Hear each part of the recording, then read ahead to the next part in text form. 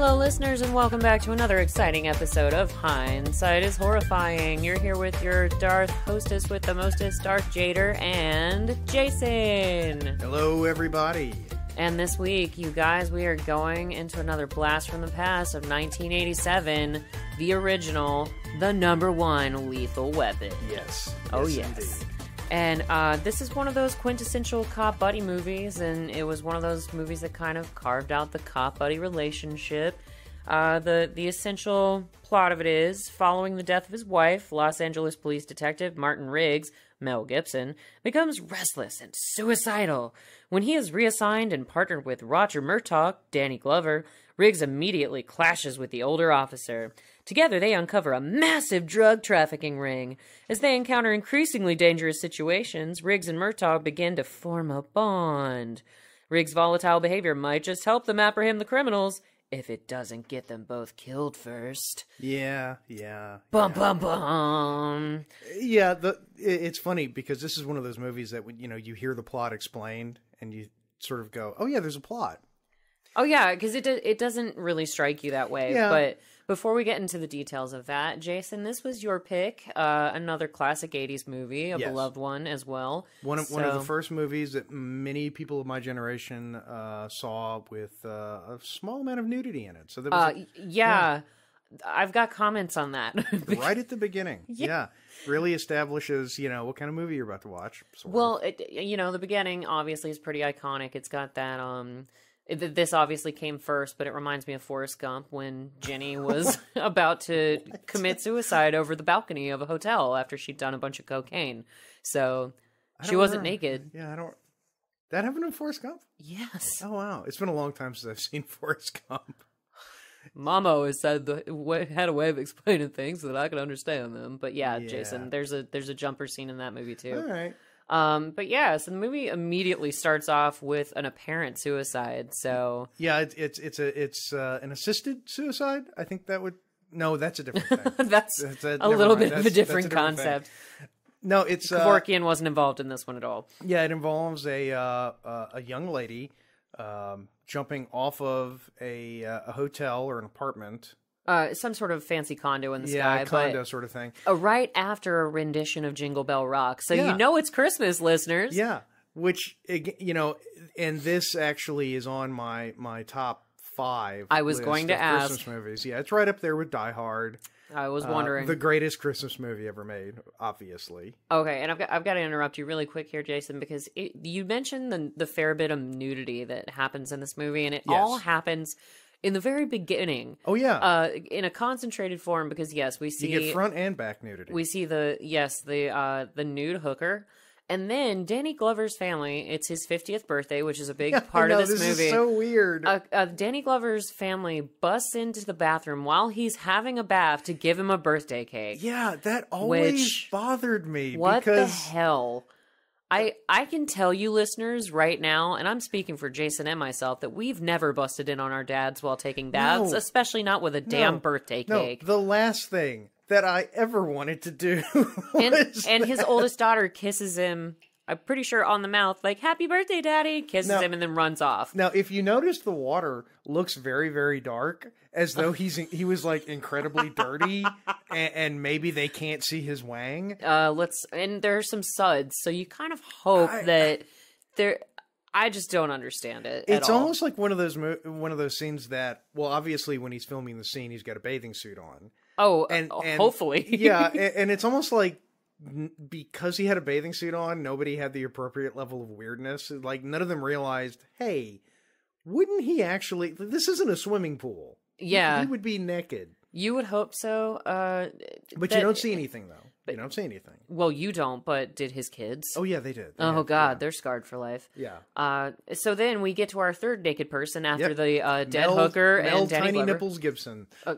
Yeah, but Mel Fine Ass Gibson. I mean, take a look at that piece of work right there. It's like he was sculpted. I just love that. I just love that when he gets out of bed, though, his dog is just sort of looking at his crotch, like, huh, okay. Like wondering when the peanut butter is going to get busted out. Like, where are you going with this? No, I think more thinking, it's not that big of a deal.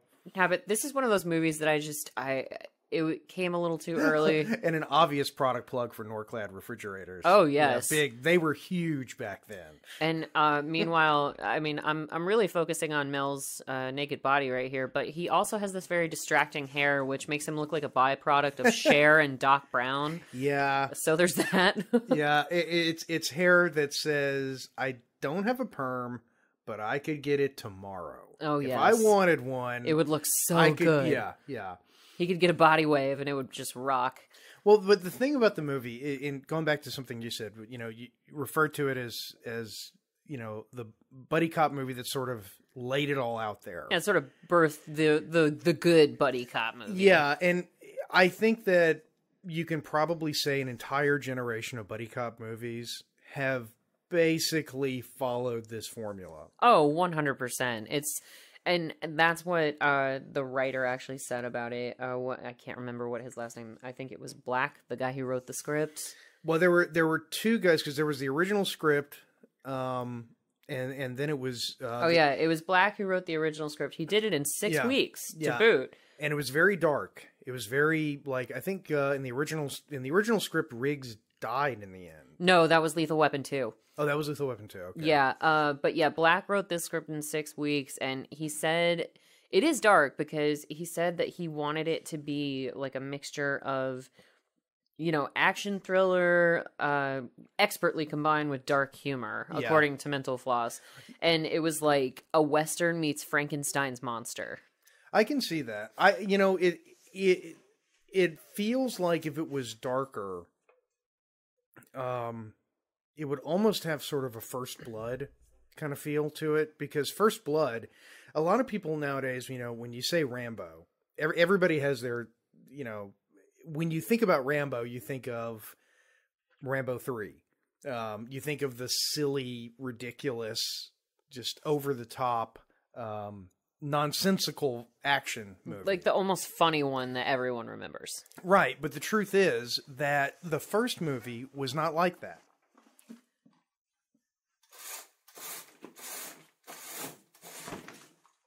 Yeah, the first movie was, you could actually take that one seriously, whereas by the third one... It was, almost a heart-wrenching movie. Yeah. The end of First Blood, it's sad.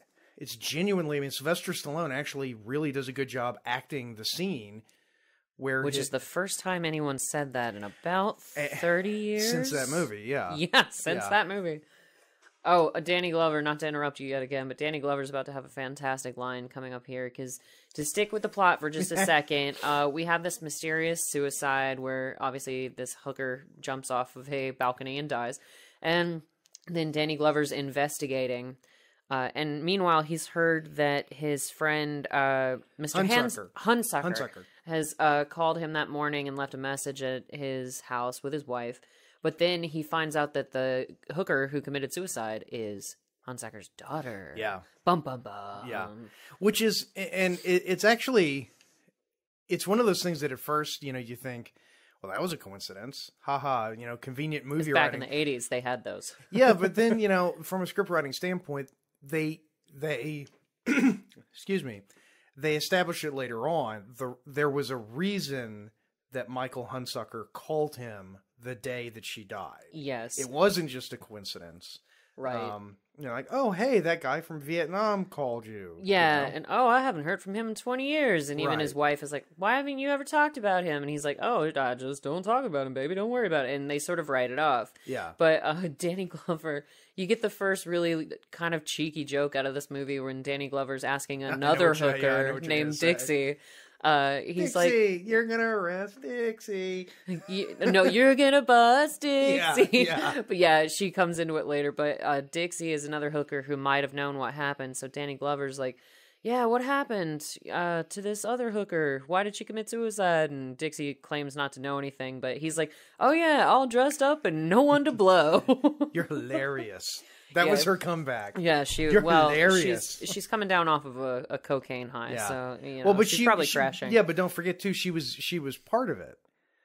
Yeah, she was. Yeah, she's part of the whole conspiracy. But she's one of the inadvertent reasons why Hunsaker's daughter dies. Yeah. But then, okay, so Danny Glover's now all emotional because his Vietnam buddy's kid is dead. So we cut away from him, and we get our first taste of crazy mother effing Riggs. Yeah, Mel Gibson. And it's brilliant because you have this establishing, you've established the plot. It's all going to deal around this suicide.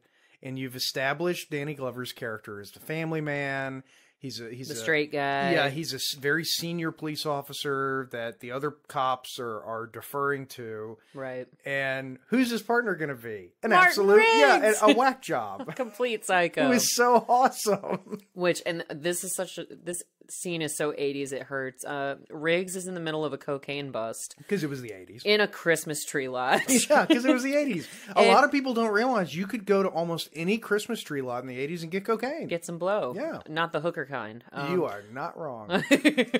But yeah, I love, for one, the fact that Riggs licks cocaine off of a knife, and that's how he tests the cocaine. Well, that's how everybody did it back then. I know, I see that, and I'm like, wait a minute, is that... obviously, I'm not the biggest of drug people, so I'm like, is that how you do cocaine? I'm pretty sure it's not. I don't think they taught us that in health class. That was always the weird thing in 80s movies, because that's how everybody tested every drug, was by taking... Usually they would have, like, the plastic bag of drug, and they would stick a knife in it, and it didn't matter. It could be heroin, cocaine, anything. And they'd lick the knife and first to get almost like fun dip, and dip their knife blade into it, and then taste it and be like, oh, I don't have to snort this cocaine at all to tell that it's high quality. And this scene also introduces one of the other stars of the movie, the Beretta 92 FS. Oh, yes. Yeah, Martin Riggs' gun. I actually own both Riggs' gun and Murtaugh's gun. I've got the Smith & Wesson Model 19 and the 92, the Beretta 92. No wonder your wife fell in love with you. Yeah, well, couldn't you? I've got both of those guns. Seriously, Josh has a compound bow at home. I mean, that's just one of the many reasons I fell in love with him. Look, I mean, the only problem is that my wife is so much better a shot than me. She literally had never held a gun before I put one in her hands, and she's like, "Oh my God, I'm so scared!" Bang, bang, bang, bang, bang, bang, bang. Oh, okay, you did the smiley face thing. See, I've actually got a similar story because when Josh, he was actually the one who taught me how to shoot. I'd never really held anything other than a BB gun before he took me to the range many moons ago, and he was like, "Okay, you want to stand this way?" He was teaching me how to do my stance and how to hold the gun. He's like, "You want to squeeze, not pull, all that good stuff." And my first 3 shots, because he taught me grouping, my first 3 shots, we were shooting at the silhouette target, and my first 3 shots ever went right through the guy's Adam's apple. There you go.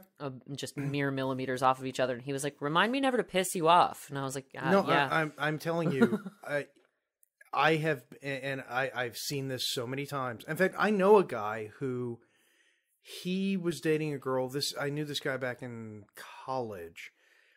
He was dating a girl who not only had never shot before, but she was terrified of guns. She hated them.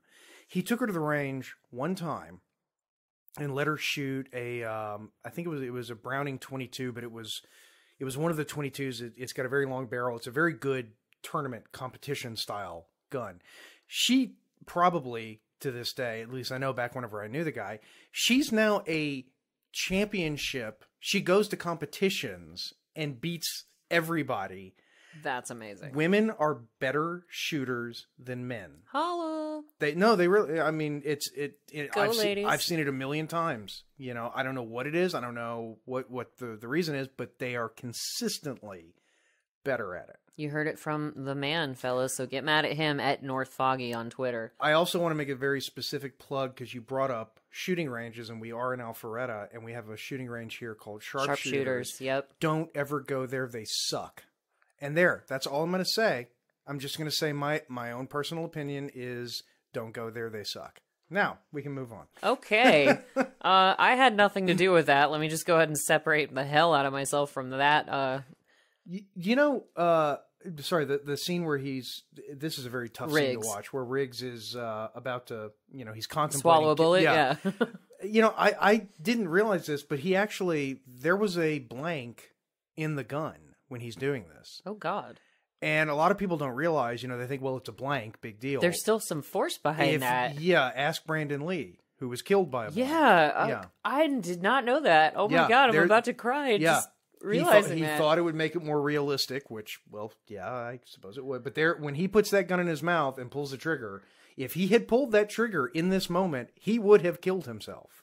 Wow. Yeah, and I don't know if he knew that. I don't know if I'm amazed that, because for anybody who's ever been on a set when firearms are there, I mean, the checks and balances in that system is amazing. Like you get people to double, triple, quadruple check that equipment. And there is somebody on set who is the firearms. It is their master. job. And if they can shut everything down at any moment, they can just say no. They get the breeze can blow weird, and they're like, no, we're not doing this today or whatever. Well, they ruined later on in the movie. He uses a sniper rifle. Riggs does. And the sniper rifle, and I don't have it in front of me what the model was. I know it was the one that the Israelis, I think they developed it after the Munich massacre. Okay. Specifically to go after the people who did it. But there were only, I think, 2 in the United States when they were filming this movie. They cost $10,000 a pop. And when they were making the movie, they borrowed one of them from a gun store in California, it happened to be one of the 2 in the country. Okay. When they were making that scene, though, the bipod for that gun had not come out yet. Rifle, excuse me, for people who are very pedantic about that. Get it together. And believe me, there are people who will get mad at me if I say gun. No, if Josh was in the room right now, he would have corrected you. Yeah, I get it. I know a Navy SEAL, though, and his experience. If you're in San Francisco, they'd be pulling snakes out their bags. But the bipod wasn't available, so the people making the movie did the next best thing. They just found another bipod and welded it to the gun. Good lord! So they had to pay $10,000 to the gun store because they destroyed the gun. There's only 2 in the whole country, and you ruined one of them. Yep. But and not to ruin this awesome history of guns, but we've gone past some pretty quintessential stuff, some character laying. Oh yeah. Information. There's so much in this movie. There's a whole lot to pick from, but they're laying the bricks and mortar of Riggs' personality specifically because Danny Glover. It doesn't take long to get a beat on him. Like you said, he's the family man. He's responsible, well-standing cop, whatever, and. You find out later he's never had a scratch on him. 25 years in the force, man. And too old for this shit. I'm too old for this shit. I'm getting too old for this shit. He does not say that in this movie. I'm too old for this shit, yep. But Riggs, and we see even from his cocaine Christmas lot scene that he is batshit insane because not just from licking cocaine. You kind of hope that that's contributing to his insanity, but then you find out later it's not. But regardless, he almost gets shot and killed in the Christmas lot. And then he's sort of daring the shooter to kill him, and he's slapping himself in the head and just being generally crazy. But then, like you said, at that scene where he's about to kill himself, potentially with a blank, Brandon Lee style, he's sitting there mourning over his obviously dead wife. Yeah. Because he's wearing a wedding band, and he's looking at the pictures of their wedding day, and oddly enough, listening to Bugs Bunny in the background, which just sends such mixed signals, it hurts. I mean, you have to think, okay, well, it's made by Warner Brothers, so they have the license. I mean, that's really, it's got to be it. It's like, well, we don't have to pay anybody, so.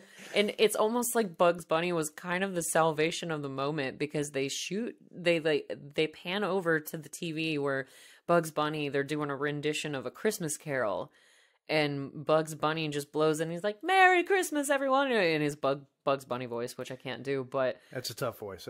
That's Mel Blanc. It is. I'll never be able to do that. But yeah. Well, I think that with Mel Gibson, I think what's going on. The crazy's baked right in. Well, as we well know in 2019. And I'm gonna say that it was Clark Gable, and I'm pretty sure I'm right about that. But I'll go back and check. But during World War II.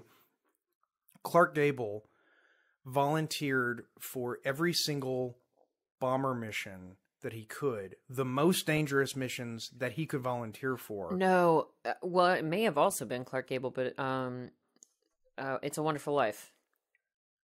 No, I know what. Yeah, Jimmy Stewart. Jimmy Stewart did something similar. He was a pilot as well, so he was too. But Clark Gable was literally trying to commit suicide. Oh, no, Jimmy Stewart Yeah. wasn't trying to do that. No. He was just serving his country. But... He reasoned that committing suicide was bad. He didn't want to commit suicide. But he wanted to put himself in the most likely scenario in which he would be exactly. killed. He kept putting him in a scenario. Why? Do we know why? I need to go. This is a distant memory of mine. I need to go back and research it. We'll put a link in the show notes if I can find an article. Yeah, I'll put it in the description, guys. That talks Don't worry. about it. But That'll make you read my descriptions. Yes, and I think that is something that's Riggs. Riggs doesn't, and people who have dealt with suicide, I think, would probably agree with this. Most people who actually do commit suicide, at their core, did not want to die. They wanted help. And they, somebody, a psychologist I know once said, a successful suicide is a failed suicide that went too far, because most people, people want to live, and they want help, but they can't ask for it. There's something stopping them from asking for it, and I think that's Riggs. He clearly doesn't actually want to die. Because he finds this family, the Murtaughs, and he puts this stuff in his past, and he chooses to live, and he says goodbye to his wife. Well, he chooses to live regardless, even before the Murtaughs, because in the scene where he's about to shoot himself, right? When he meets Danny Glover the next morning, he says, "Do you know why I get up every morning, man? It's because of the job." Yeah. Like he's got something in the back of his mind that keeps him getting out of bed and keeps him from harming himself. Right. But that doesn't stop him from putting himself in harm's way in a major way, because even more so than any of the other cops on the force. But we've got to stop for a second about Mel Gibson and how crazy he is. Because, Gary Busey, before the motorcycle accident, far previous. But he was just as strange, if not more strange back then. And Mr. Joshua. Yeah, he's Mr. Joshua. Mr. Joshua. And I found some really interesting information about this because, according to Mental Floss, not only were the actors, like you mentioned to me off of the recording, Jason, they were trained in all manner of taekwondo, including capoeira. Gyro controls his heart. He only sleeps 4 hours a night. And I know I shouldn't say this, because if somebody was really good at capoeira, they could just clean the floor with me. Oh, 100%. But go on YouTube and look up videos of doing capoeira. I think part of the strategy is that your opponent is laughing so hard. Tambourine. Yeah. Tina-reen-a-reen-a-reen. But anyway, I'm going to tweet all this at John Roberts. He tends to like my tweets. He's my TV mom. But anyway, Gary Busey, getting back to how insane he is, they do this weird test with him because he's this... German mercenary? No, he's American, kind of mercenary? because he's American because he fought in Well, the backstory is that he fought in Vietnam, and then right.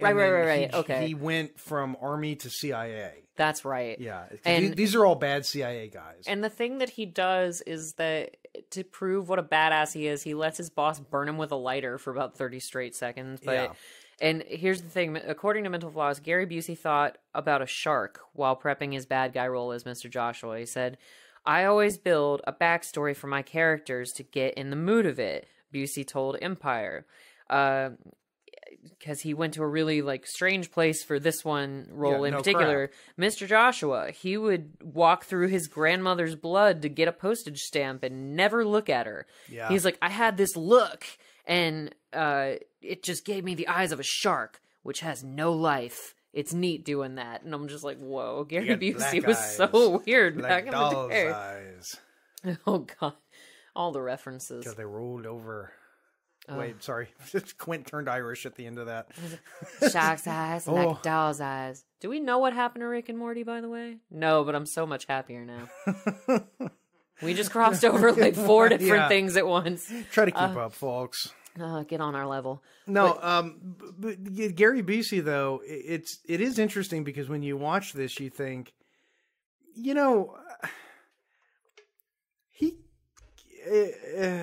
a weird guy. I mean, what a fantastic summation. Well, he was in this. He was in another movie with Danny Glover, which was Predator 2. Oh, snap, he was. Yeah, he played the part that Arnold Schwarzenegger was. It was written for Arnold, but then Arnold said, I'm out. Predator 2? Nah, there doesn't need to be another one. No, I'm going to do Eraser. Oh, okay. Yeah, see, nobody. Did y'all hear those crickets? We superimposed them later, but they were there. But one thing we missed, you and I love those cheesy moments where the title gets mentioned, because Danny Glover does say, because he notes that Riggs does all this like different jujitsu and taekwondo, and he's like, "Oh, you are the lethal weapon." And hey, that's the name of the movie. Whoa! But things don't necessarily start to come together, but you get introduced to the suicidal hooker's father. Yes. And who I don't remember, and I'm actually looking at the scene trying to remember, is he a car salesman or does he work in a bank? It's a bank. It's a bank. Because the bank is the front for the CIA thing with the heroin. Yeah, okay, that's right. Which you don't know about yet, so hang tight, listeners. But yeah, because this was back in the 80s when we all assumed that the CIA was up to bad stuff, and we didn't know that they actually were. Hey, it's just Slater. It's a mononym. Anyway. An Alan Dulles shit show. Oh, God. I'm just not going to comment on that. So Danny Glover goes to see Hunsaker, and they sort of establish their history a little bit deeper, because Hunsaker's basically yelling at him in the middle of his place of business, in the middle of a bank. You owe me. While Mel Gibson has a cigarette hanging out of his mouth. Well, you could smoke anywhere back in the 80s. That's true. Actually, no, you're right. Yeah. And this was California. It's not New York in the 90s. Giuliani wasn't there to police the streets. But Mel Gibson's just sort of giving some side eye while this banker man is demanding that Danny Glover kill the guys. Mitsubishi TV back there. I want to go out right now and buy a Mitsubishi TV. Oh God. But and a Pepsi. I want a Pepsi. There's no product placement at all. No. Oh, that was one thing I was going to bring up when you... Hey, and let's go see the Lost Boys. Oh, Kiefer Sutherland, if you're out there, have your people call our people. We'll do Lost Boys. Let's see how many product placements are just in this one scene. I mean, we're in the middle of a busy intersection in LA, so probably all of them. Yeah, I wonder if we get to see the badge on the car. Yeah, the movie takes place in LA, so they don't even have an excuse. It's not like a city that's just somehow displaying all this nonsense. And the director's telling Danny Glover, make sure you hold that Pepsi where we can all see the logo. Oh, now your hand's covering it, Glover. God, get it together. And yes, we see the car, the badge on the car, and God, it's a depressing Pontiac. Ugh. But anyway, speaking of product placement, there was actually a bit of this where the screenwriter, he made sure to include stickers on Glover's refrigerator. Like when you go to the Murtaugh family house, there's an anti-NRA sticker, which every cop in the world has. First of all, that one. I noticed the Stop Apartheid. There's Stop Apartheid, but in this, which ties into the sequel. You know, yeah, because the director actually got death threats over that. Really? Since apartheid was so hot button back then. Which, these days it's not so big of a deal. Like if I'm at an awkward dinner party where somebody, gives a bad joke or there's an awkward silence, I'll just say something like, "So apartheid, glad that's over, right, gang?" And usually that brings people back and at least forces them to say something else. So there's that. Yeah, I mean, it's, it's, God, who was sending him death? I don't believe it. I think he probably got 2 death threats. And he blew it out of proportion, like, oh, you're getting tons of death threats. I mean, who are you, Anthony Jeselnik? You're not getting any death threats. You didn't throw a shark party. Come on. Yeah, whenever I was young, people used to wish I was dead to my face. I wish you were dead. Wow, what was going on with you? Poor Jason. But now I'm trying to remember what kind of car. No, it's an Oldsmobile. Oh, is that what it is? It was an Oldsmobile. You're an Oldsman mobile, so of course you recognize it. Yeah, I used to have an Oldsmobile. I believe that. It never worked. Well, that's not surprising either. Brand new from the factory. When they're old, they... No, this was brand new. It was a play on words, but you just interrupted me in the the telling of it. Yeah. In the drinking. I mean, drinking? What? Some obvious product placement here, gang. Yeah, product placement is terrible. Excuse me while I drink some Variant beer. Variant, we love you. And Variant, you will know from our last... that's refreshing. I always feel more clear and refreshed when I drink Variant. I work so much better when first thing in the morning I have a couple of crowlers of Variant beer. A couple of crowlers, good lord, that's a lot of beer. But how does he do so well at meetings? We'll never know. Just like the licks to a Tootsie Pop. Because I'm sloshed. There's that. No, but seriously, once again, we are drinking a couple of our favorite beers from Variant Brewing in downtown Roswell, Georgia.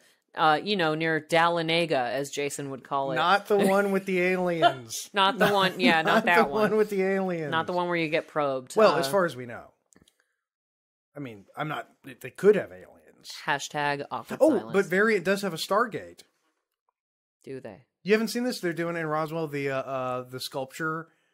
I haven't seen that yet. They're Roswell right now. I think it's still going on. They're having a thing where basically they have different businesses and locations will sort of act as an installation for a piece of art. Oh, cool. And the one at Variant is a Stargate. And I don't care what the artist thought it was. It's a Stargate. It's a loose interpretation of Da Vinci's this. No, it's a Stargate. The rings are locking. It's a Stargate. Sorry, artist.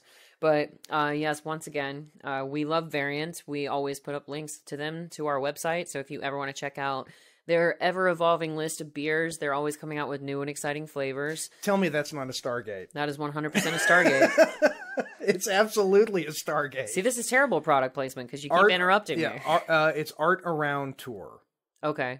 So we can do a link to that in the episode description as well, so that you guys can take a look at what's going on with it. Apparently the artist works exclusively in Stargates. Yeah. I mean, that's a blue Stargate as opposed to the brown Stargate you just showed me. Hey, that's fine. You know. It works. But yeah, so check out Variant Beer. They've always got some, different flavors to try out. They actually got Jason to switch.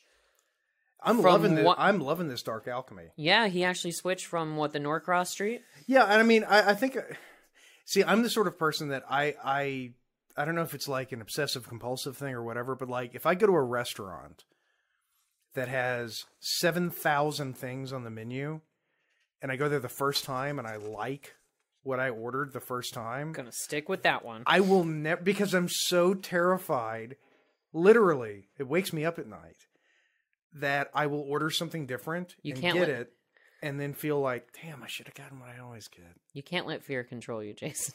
I actually, my good friend Adam, who is going to guest host at some point on the show, he and I we developed a standard unit of jealousy. Yeah, the jelly. We've discussed that on this show before. We did? On our very first episode on Rocco's Modern Life. I don't remember anything from that far back. You said... That was like a million years ago. It was. You said that the starting point of the standard of jealousy is like being at a restaurant with a friend. Mm-hmm. You were debating possibly getting the same entree they did, but you got a different one. Yes. And then you have one jelly over the fact that theirs looks better than yours. Yeah. If you wish that you had gotten the entree that your friend got, that's one jelly. And then I asked you what the ultimate jelly was. Was it something akin to murdering your spouse? And you were like, nah, murdering your spouse isn't that big of a deal. Yeah, that's nowhere near that. I mean, that's... So there's that. But speaking of craziness, we actually just get to see this progression of just how crazy Mel Gibson Riggs is, because... Sorry, we just watched the part where Murtaugh put his hand between the hammer and the bullet in his gun. I've done that before, accidentally, and I can tell you, it hurts like... Way more than an Yeah, it hurts like a whole bunch of bitches in a bitch boat. I've never heard that expression before. If you have heard that expression, tweet it. Tweet it at us. Tell us where it's from, because I know where it's from. At Darth_Jader_ and at North Foggy. That is an old Cartoon Network reference. Okay, so... Adult Swim reference. Okay, so that one and... Oh, Mr. Drysdale. Because apparently... Mr. Drysdale. People don't know where that's from either, so hit us up on Twitter so we know that you guys are actually there. Joel Hodgson, if you're listening, I know you know that joke. Oh my goodness. Because that's who I stole it from. My dad knows the Mr. Drysdale joke. Mr. Drysdale. He was a fan of that particular... Who wasn't? Yeah, I'm not even going to say what it was because that'll give you guys too much of a hint. But going back to the craziness, we basically see this progression of Riggs getting crazier and crazier because he goes up on funny top. Crazy. Yeah, in a funny weird crazy, way. yeah. Because Danny Glover's the straight laced cop and Riggs is not. Riggs goes up on this roof and he's like, and you hear like little faint slips of Mel's accent back in the 80s. Yeah, when you do. he still Yeah. had an actual Australian accent, because he is from Australia, all you young listeners out there. Well, he had it surgically removed. Didn't he? Oh, I think so. Yeah, it was after that this movie. Yeah. It was the anti-Aussie surgery. Yeah. I think that's the street name for it. For I think all the Australians would refer to that as castration. more or less. They're our most hardcore listeners anyway. Yeah. So, Hey. he now drinks fake Foster's beer in just the memory of being as badass as you Foster's. guys. It's Australian for Canadian Yeah. because it's made in Canada. Bye, Canada. We didn't want you anyway. I didn't even think they were even listening. We're loved by Australia. We don't care about anybody else. Oh, geez, come on now. We don't hate the Canadians. We love you guys. Yeah. Rousdower. Especially since you gave us Rick Moranis and John Candy, I believe. So. And Zap Rousdower. And Ryan Reynolds. And Zap Rousdower. And Jim Carrey. And Zap Rousdower. Oh, for the love of God. The greatest action hero in cinema history. I'm not doing this with you. But the point is that Riggs goes up on the roof trying to talk down this suicide jumper, ends up cuffing himself to said jumper, and I got confused with this. Right there. What? He has a little bald spot when he turns his head. Oh, that's just a patch. Like lots of people have that. But that's just nature's way of telling you that you're exceeding your hairline. Like you don't need to have hair in front of this patch. But anyway, I'm trying to tell this story for the 40th time. All right, Riggs gets up on a damn roof, cuffs himself to someone who's attempting suicide or about to, and jumps off the roof with him. Yes. And everyone acts surprised. I know. Because that's what I don't understand is that there's this huge inflatable safety Yeah. pad that the fire department is putting underneath Yeah. the jumper. Riggs directs the jump onto the safety pad so they won't die. Yeah. And then Danny Glover's like, what? Are you that crazy? And they have this huge fight. And it doesn't make any sense. He's like, you really are crazy. Now I'm going to get killed. Like he's just so pissed off. And I'm like... He's so deliciously pissed off at him. And they Damn it, Riggs! Damn it, Riggs, 25 years on the wait. force. I think this is the part where, because also in the 80s, every house in Los Angeles had at least two women in lingerie at Doing all times, cocaine in a bay window. Doing cocaine, and one of them had to be sort of dressed as a dominatrix. Kind of. That was just how our people Either a did dominatrix things. or a Catholic schoolgirl. I think those were the only variations. Yeah, and there was no in between. Yeah, and pretty much, I think in the 80s, those were your choices. And so you got to wonder, which cop would go for which style? I think it'd be surprisingly opposite. Like Riggs would go for the Catholic schoolgirl, and Murtaugh would go for the dominatrix. No, I think Riggs would go for the dominatrix. Murtaugh's already got a wife. So he doesn't need to be told what to do. That's his whole life. Sorry, Elaine. No, look, but actually, speaking of, damn it, Riggs, I decided, because previously I decided that the next dog I get was going to be named Kyle. Because I wanted... Right, we discussed this at rehearsal the other day. Yes, but because I wanted the most non-dog name I could think of. I just wanted a human name. So I could just go, Kyle, would you like to go for a walk? Kyle and I are going for a walk. You'll just sound like a British old man. Yes, and I could tell people, well, Kyle sleeps with me. I sleep with Kyle every night. He's my very special friend. Yeah, Kyle nuzzles between my legs at night. He keeps my butt warm. It is a little annoying when Kyle starts sniffing me in the middle of the night. The worst part is when he starts licking my ankles. Yes. It's just, when I get out of the shower. Yes. But I decided instead of that, I'm going to name my dog Riggs. Kyle, stop sniffing my crotch. Please, we're in public. Kyle, get away from that female bitch. You see? It's a great name. Kyle. Kyle. Especially if you're just Stop licking that bitch, Kyle. Especially if you're just highbrow exasperated with him about it all the time. Kyle. And you always we're in public. And you always have to tell people about it in a very dramatic way. Kyle and I aren't speaking to each other right now. It's like if Fraser Crane and Eddie actually got along. Yeah. But he'd have to call him, Edward. Well, yeah. I'm surprised that Fraser ever did call Eddie. Yeah, because that's true. just so not a Fraser. And I know that it's Fraser's dad's dog, but but you think out of sheer petulance he would have called him Edward. Well, it's like in that show that I've told you about, You on Netflix. This guy goes by Joe, and he's dating this one girl, and one of her friends is always like, Joseph, just to piss him off, and it's fantastic. So I can see you having that kind of a relationship with your dog. Yeah. Well, so I decided though Riggs would be better. Because why is that? Because anytime he does something, naughty, I can go, damn it, Riggs! Riggs, stop smelling that thing. God damn it. Too old for this shit. You just want a reason to say I'm too old for this shit. That's all you want. Yeah, pretty much. But yeah, so now we get a little bit of a turnaround with Riggs's craziness, because he and Murtaugh show up and they're going to talk to a potential witness. And Danny Glover's sitting there like, okay, you know what that means, Riggs. We talk to him. We don't rough him up by jumping him off a building or shooting him or anything crazy like that. Right, yeah. And then it turns out the guy's doing cocaine with the dominatrix in the bikini or whatever. Like you do. Like you do.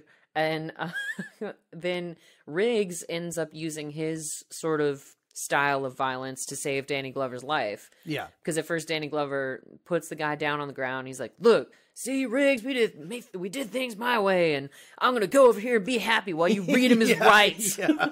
I'm going to stand right here. So he knows exactly where and the guy's bent over, clearly holding something underneath his ribcage. Holding a gun. And then as they stand him up, he pulls a gun on Danny Glover, and Riggs saves Danny Glover from being shot. Uses his style of violence, kicks the guy into the pool, and the guy drowns in the plastic cover that was on top of the pool. So those things are so scary. Those plastic covers on pool, because that's what happens to you. That's even scarier than falling into a pool. Oh yeah, The plastic is terrible. Yeah, I mean, Michael Phelps, if he fell into one of those, would drown in a pool. That's how dangerous those damn things are. Yeah. I mean, yeah. But I'm not saying it's going to happen. I'm just saying. No, I was really scared for, it's that time, like I said, I wish Tim Curry would haunt me. And you were like, wait, what? You were like, Tim Curry's not dead? And I was like, no, he's not dead. And you're like, oh my God, Jade, you can't do stuff like that. He's still not dead, right? No, he's fine. Okay. Unless you're listening to this on a repeat. I thought you were about to tell me that Michael Phelps had died in a tragic pool plastic tent accident. And I was like, no. No, that would be the most ironic death in history. That'd be like Lance Armstrong being hit by a bike. No, the most ironic death already happened. Steve Irwin, because he should have died via crocodile or alligator. But he died via... Manta ray. Manta ray, yeah. Stingray, I mean, I can't remember which ray, but... Bastards. Known as the bastards of the animal kingdom. No, people actually started killing them, like, after Steve Irwin died. And it's like, you guys know it's not a collective group of, like, terrorists. They didn't plan it. It's not a Bond villain where there's, like, one stingray going, good, go out and kill all the naturalists. Now somebody bring me a hairless cat to pet. Yeah. No, but if anything, they should have ganged up on cameramen, because it was the cameraman's fault that the ray spooked. Was it? Yeah, the cameraman spooked the ray, evidently, and that's why its barb went up, because Steve was swimming above it, and then it caught him in the chest, killed him. Straight to the heart. Yeah. Yeah. Sorry, everybody. You're all, like, really super depressed now. Yeah, welcome to the podcast where... But his kids are doing... Bendy and Robert, yeah. Yeah, they have their own projects now, and they're continuing on Steve Irwin's legacy, and... that's a happy ending to that story. Move on. An even happier ending is Robert keeps appearing on the Jimmy Fallon show, and Jimmy Fallon is just fantastically skittish with animals, especially the ones that Robert Irwin brings on to his show. He sort of put a sloth on Jimmy Fallon, because you've got to kind of hold up their little bent claws, and he was like, oh my God, it's on me. Like, I don't know what to do. And he brings on, like, spiders and kangaroo babies. I heard an interesting fact about sloths. And I know that everyone will be interested in this. Well, because the internet, they're the new cats of the internet. Yeah, they kind of are. Yeah. The sloth only comes down from its tree to urinate. I would like I wish that I could speak sloth. So and that see if that was true. I could just tell them, you could probably just piss up there. Yeah. And hey, maybe they want to be good neighbors, because maybe Jeff the squirrel is a few branches down going, did I leave the gas on? No, squirrel. Friggin' squirrel. Or maybe he's trying on Eddie Izzard's makeup. You never know. And then the makeup gets ruined. So just be considerate, sloths. Don't listen to Jason. So yeah, we have a pretty stressful day with Riggs and Murtaugh. They kill the cocaine guy, and there's a lot of cocaine in the last couple of days. So much cocaine. And yet, and this is what I don't get about, and I think this is just a thing of the 80s and the 90s, before our general area became the heroin triangle. Because back in the day, heroin was like the ultimate evil of all drugs. Yeah. And listeners, I'm not condoning the use of heroin. I'm not. It's still a horrendous drug, but it used to have a more mysterious, like horrendous quality to it. Well, that's because all the people making the movies were coke addicts.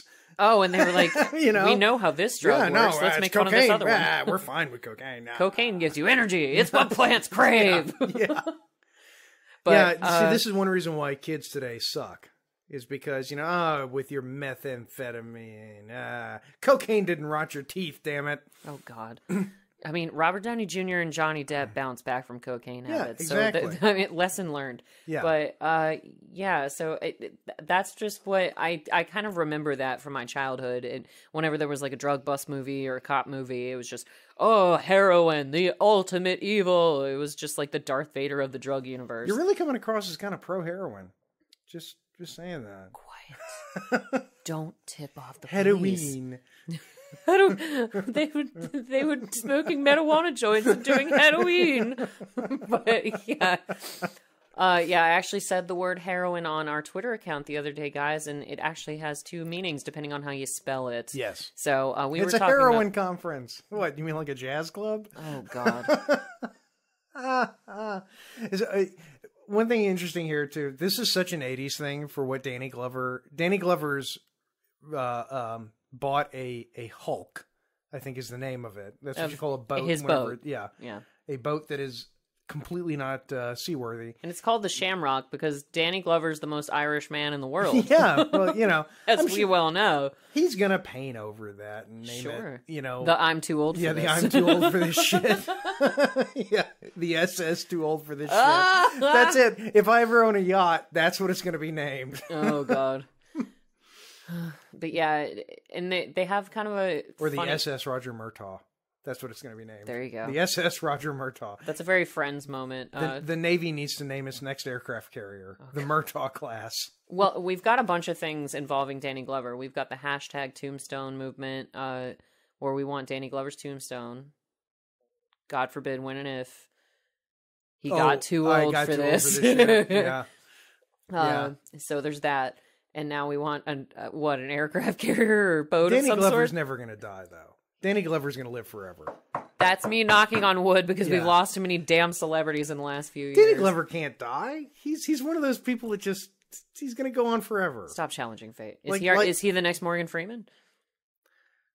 Wait, Morgan Freeman's not dead, is he? No, I'm just saying Morgan Freeman, but Morgan Freeman's older than Danny Glover. Yeah, but Morgan Freeman also can't die. And if he does die, it's not going to be that big of a deal because he's basically God. Oh, so they're just a club of immortal black actors is what you're talking about? No, there are... Or is it just specific people, or I don't know what you're going with now, Jason. There are certain people that just, they're going to live forever. You hear me, God? Oh, my. But, so anyway, they have Riggs over, and they've had kind of a shift in their day where Riggs really shows how crazy he is, but how effective his craziness can be. And then he gets invited over for family dinner with the Murtaughs, and even though Danny Glover's wife is the worst cook in the Natural Born universe. Yeah, they bring it up a lot. They really hit that joke hard a lot in this movie. That's like one of the first things he says to his wife. He comes downstairs in the morning on his birthday after, the whole family surprises him naked in the bathroom. And, hey, Dad, we see your genitals. Yeah. And then one kid, that was a dad moment because he's going down the stairs. The kids are running up and he swipes a piece of bacon from his kid. Yeah. Hey, that's my bacon. Well, now it's my bacon. And then the wife says something about Jeopardy. And to some extent, he's like, oh, they don't have chefs or like questions about cooks on Jeopardy. Yeah. They immediately start ragging on his wife's cooking. And when they even bring Riggs for dinner, Danny Glover's like poking around in the oven. He's like, what is this? It's like a charred brick of something. And what happened to the fish? And she's like, don't worry about the fish. And then what is it at the end where he says like, Riggs, did you really like my wife's cooking? No. But that's an important moment. He's being honest with him. Yeah. See, he's being very honest. So they're starting to form their cop bond. What you do? Oh yeah, they're like best friends now. You know, Oh, let's but be honest. We get, they're getting there because they start making jokes. Because Riggs is like, "Do you trust me?" And Danny Glover's like, "If you go one whole day without killing anybody tomorrow, including me, I'll trust you." Which, who did he kill today? He didn't kill anybody. No, He jumped off the roof with that guy, but saved his life by jumping onto a soft landing pad. I mean, I don't know. You could kind of argue. Oh no, he killed the guy, in the pool. You know, yeah, technically, because he did push him in. So I mean, really, that was, you know, I mean, he didn't technically kill him. The plastic killed him. The plastic and the lack of oxygen. Yeah. It wasn't the fall; it was the sudden stop. Okay. Yes, it's the 599 feet that are really fun. It's that last foot where you splat. That's where you have to be very careful in that last foot. Yeah, you got to stick that landing or you're hosed. You've got to do that perfect, or the whole trip is worthless. Okay, so now Danny Glover's like finally getting back into the case because they venture off for quite a minute, like trying to get into the family way and make Riggs part of it, and then that Danny Glover's obviously looking into the hooker tapes, and so he pops in Playboy's Girls of the Big Ten, which it's just like, this is 1987, so you have to assume that there's only one television in that entire house. Yeah. So if any of his children or his wife just happen upon him just staring at porn of, but they're apparently comfortable with seeing his genitals. Though, I mean, apparently they're a very open family, so. Guys, that's not normal, by the way. We're here to tell you. Yeah, and also, if you do it, please don't have a yearbook with her picture from high school. Yeah, class of 83. Yeah. That's just Amanda Hunsaker. That's... And what's funny is the guy next... And I don't know if that's supposed to be her brother, but there's a guy next to her in the yearbook named Beverly Hunsucker. Seriously. I mean, it's in... I believe you. You know... someone had to think of that and put that in the book or in the movie, you know? Oh, and mentioning this cat right here that's happening, because Danny Glover falls asleep after watching all the porn and looking at the high school yearbook. He wakes up the next morning with Burbank the cat sitting on his chest, and when you watch the credits, that's the cat's actual name. His name is Burbank. Unless he's like Cleo in The Mummy, and that's just his stage name as a cat. Well, you know, it probably, if you looked him up on IMDb, it would say he was born something else, you know? Sir Alex Rudrington or something fancy, like a racehorse. But they changed it to Burbank the cat so he wouldn't get any stalkers.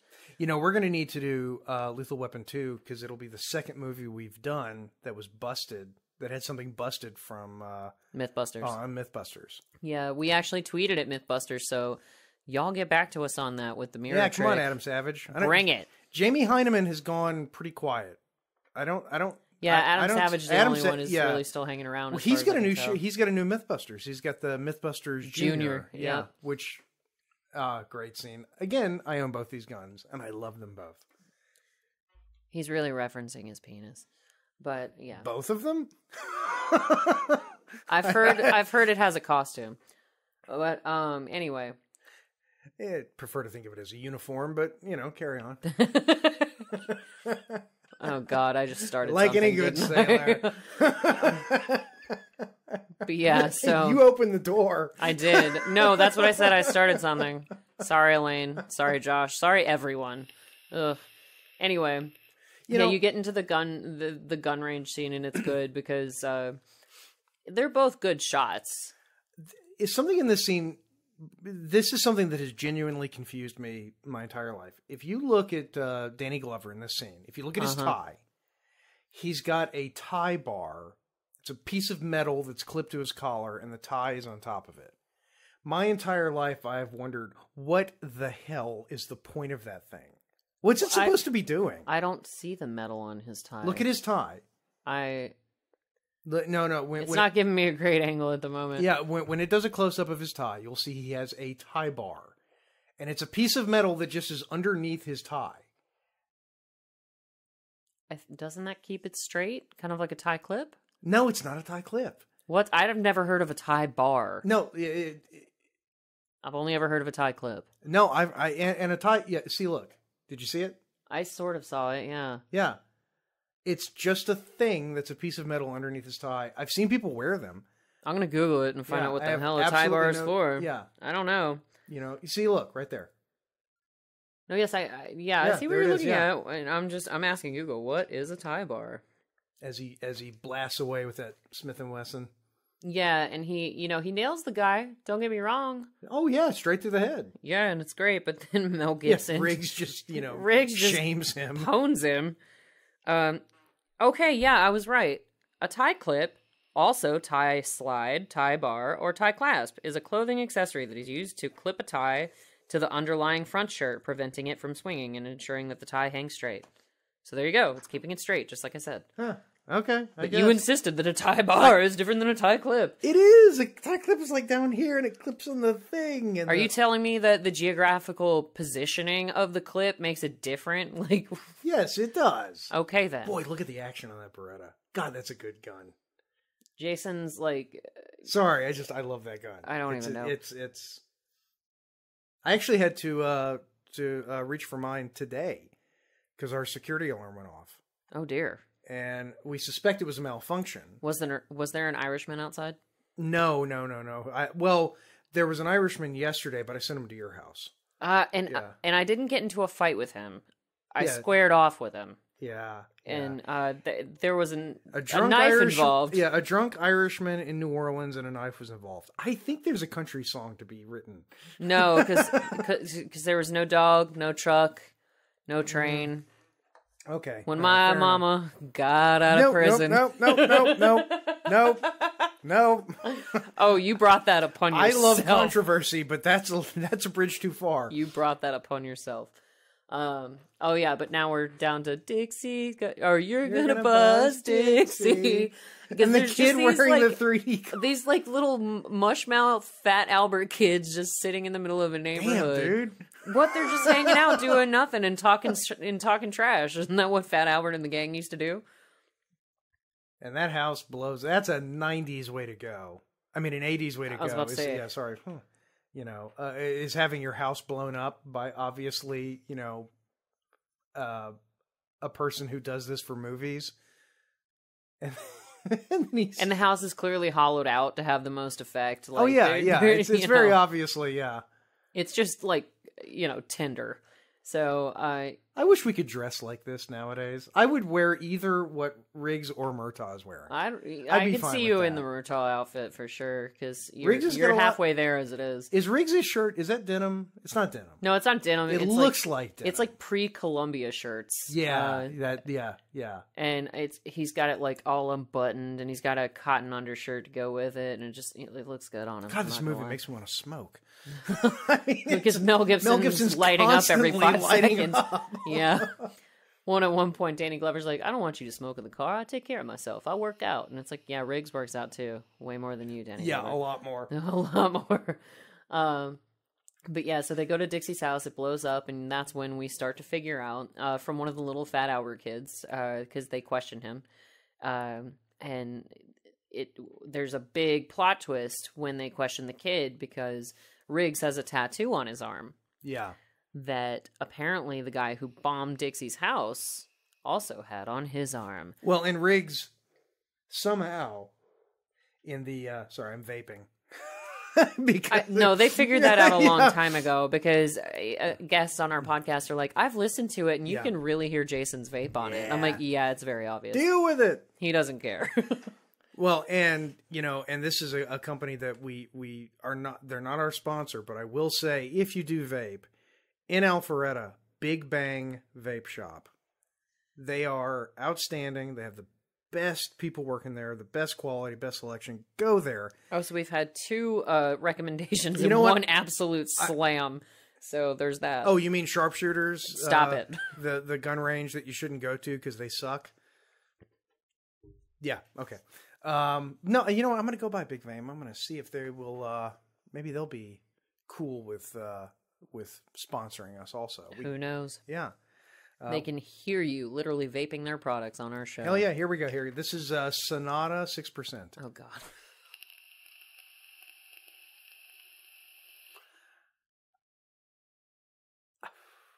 In case you listeners cannot tell, Jason's had a hell of a day, so we're just going to gloss right on through. I got a beer in one hand and his vape in the other. This has been one of them days, folks. Let's watch Lethal Weapon. Yep.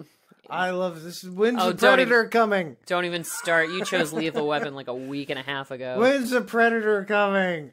I love this one little kid whose He's mother got 3D glasses on. No, not just 3D glasses. There's a kid who's actually beating him outfit wise because he's got on like a little t-shirt, like an Indian leather fringe coat, and then like a baseball cap. Well, and it doesn't make it. The outfit is just like it's like, where did your mom think you were going that day? It's L.A. And I love the kid with the 3D glasses because he saw that explosion in 3D. They specifically say 3D on the side, so you know they're 3D glasses. But then when you look at the lenses, you realize that they're not 3D glasses. And he's got them what looks like masking tape holding them to the back of his head. That's how you get 3D glasses to stay on. I guess. I've never in my life... Yeah, he's literally got them taped so he can treat them like real glasses that will actually stick to his head. Yeah, so he can do the dramatic, lifting. The glasses, Where he's like... and I love how Danny Glover starts talking to this kid like he's Forrest Gump. Like, what's your name? Oh my goodness! Hey. What color was this guy who blew up this hooker's house? Yeah. Do you know what a prostitute is?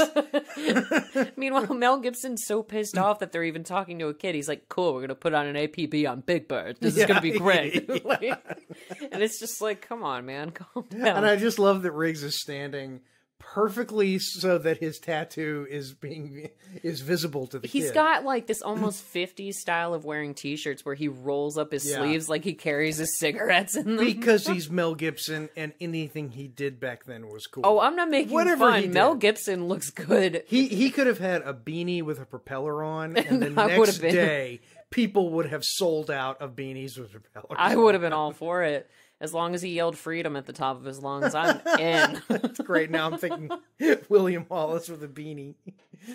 See, I'm just thinking about Michael Scott trying to institute prima nocta on Phyllis. So there's that. First night? Okay. I love that scene in Braveheart, how, he's got to say, prima nocta. Oh, wait, you don't know Latin? I'll explain it. Got to have that exposition. But Dad, I don't know Latin. Oh, God. I wish I was still in the Avengers. Oh, God. Oh, wait, shit, no, that wasn't him. What? No, that was... What are you talking about? That was a different British actor. Sorry. Carry on. I'm sorry. We need to do Braveheart. And try not to absolutely. laugh our asses off. I love Braveheart. I do too. No, No, I love Braveheart. It's one of my all-time favorite movies. But you have to admit, if you watch it with a few beers and your friends... I mean, it would have to... That almost might need to be one of our special episodes, because it's a 3-damn-hour movie. It is. It's a very long movie. Okay, but now we're getting to, like, the crux of the plot right here, because we find out that Dixie the hooker got blown up. Can you spell hooker? That's our special word of the day. What's a prostitute? What's a live sex act? We'll find that out on Career Day, Mary. Ask your mom.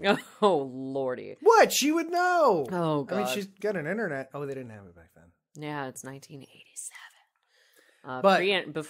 But to be fair, though, this is the part of the movie where it firmly establishes itself as a proper 1980s action movie, because you cannot have one without a damn helicopter in it. Helicopter. Oh, and the helicopter, whoever piloted the helicopter in this movie is a freaking genius, and that's me pounding the table, because his flight skills are insane. And he also must have that button like Airwolf had that made his helicopter go totally quiet. Yeah. Because I've been around helicopters. They're, believe it or not, they're actually somewhat loud. They whisper. Yeah. They whisper in the wind. Yeah, it's not like in an Airwolf. God. That was the sound it made. Yeah, that's true. But yeah, but this is kind of the crux of the plot, where you find out that Hunsaker... Do you like my tape deck? Oh, God. You find out that Hunsaker, his daughter, his hooker daughter, let's not forget, because hooker's the word of the day. His hooker daughter so much eggnog. Actually... Why is there so much eggnog? Because it's Christmas time. I know, but it's just... They went out of their way to establish 9 cartons. Yeah, he has eggnog. 9 cartons of unrefrigerated eggnog sitting on top of a desk. He's going to go through every. It's not in a punch bowl. It's literally in cartons. Yeah, he has a problem. So, well, that's where they're hiding the heroin, Jason. Because that's what you find out. You go back into his CIA days in Laos, and yes, we will hide heroin in eggnog. The dogs won't be able to smell it. Dogs can't smell through eggnog. That's 80s movie logic. Wait, I think that was coffee. I think we just messed up. Yeah, but either way, eggnog, coffee. Shit. Damn drug sniffing dogs. Wait, did I say eggnog? I meant coffee. Where's Eddie Murphy when you need him? But yeah, and this is another part that I like.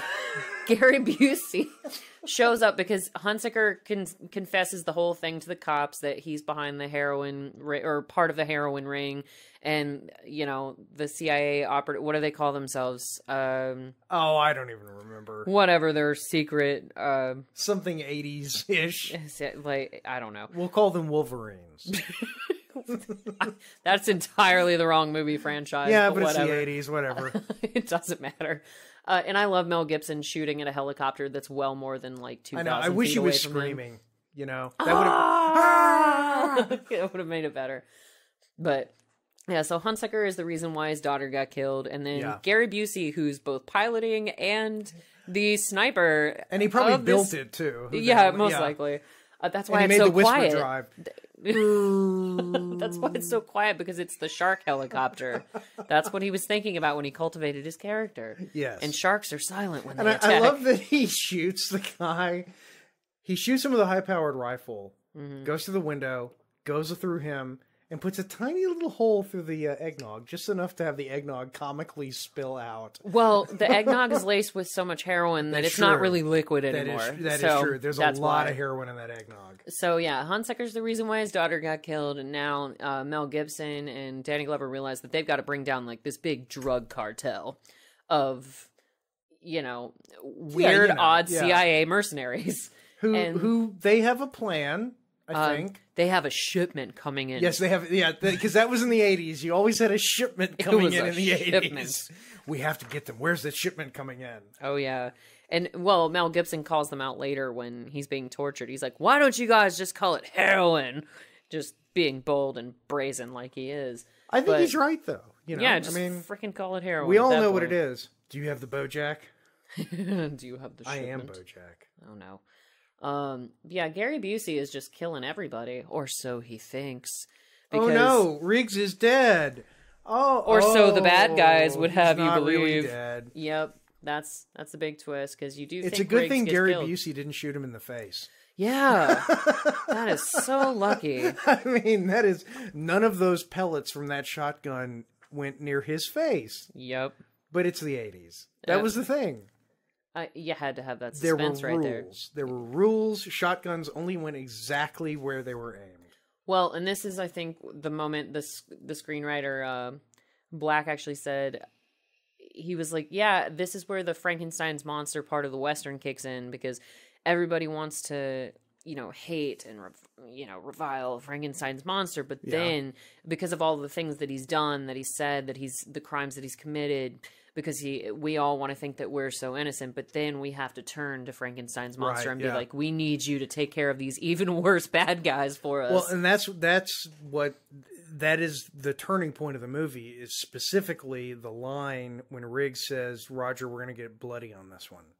And it's like, we're not doing this by your rules anymore. This is all Riggs now. Yeah, but that moment, it is a big turning point, but it's also thank you, Captain Obvious, because what they do is and I'm looking for their name, the terrorists, the Wolverines, as we're gonna call them, they take Murtaugh's daughter. Yeah. And what's really hilarious is that Riggs has a line where he's literally saying, they're not gonna give her back to you. And Danny Glover's like, I know. And Riggs is like, if you want her back, you're going to have to take her from them. And I'm like, thank you, Captain freaking Obvious. Yeah, but it's an 80s movie. You got to get that exposition. You got to say that, is that we're making a conscious decision. Expositional. But yeah, it's just, they have that classic, we've got your daughter, meet us in the desert at sunrise. Like, it's so dramatic. Yeah, and this is the one of the classic movies where Mel Gibson acts with his Adam's apple, because he does that thing where he's like, he swallows. That's because he did it in the scene where he realized I think you're paying way too much attention. No, he to does Mel that. Gibson He does that in a lot of his movies where it's like, he does it. Like, I remember in Signs specifically, he does the same thing where it's like, I'm worried right now. How will I show that I'm worried? Gulp. Okay, gotcha. Mel Gibson's awesome.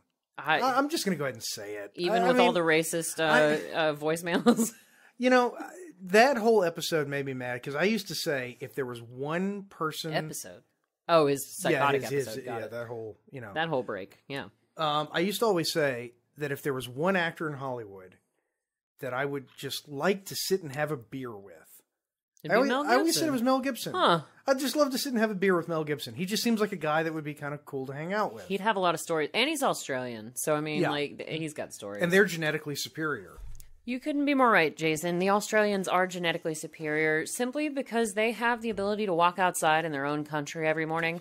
And we really get a dose of how hardcore they are because Mel Gibson kills everyone with his thighs in this movie. Yes. And all I could think when this was happening was, I'd let Mel Gibson kill me with his thighs. If you had to go... Mel. That's a Tombstone moment. Mel, Jason wants to have a beer with you and I want to be murdered by your thighs. So can you have your people call our people? No, I'm just thinking about Cheryl. Okay, thanks.